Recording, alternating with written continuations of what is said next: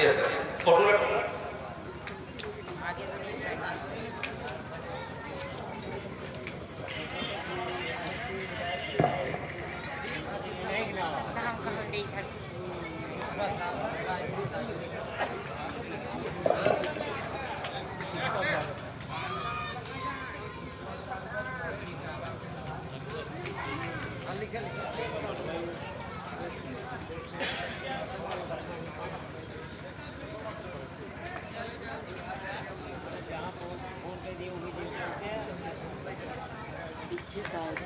अब यहाँ पर उपस्थित जो भी हमारे ग्राम सभा के हैं या दूर दराज से आए हुए सम्मानित साथी हैं, अगर किसी कारणवश नाम न पुकारा जा सका हो तो मैं क्षमा चाहता हूँ इस कार्यक्रम की तरफ से।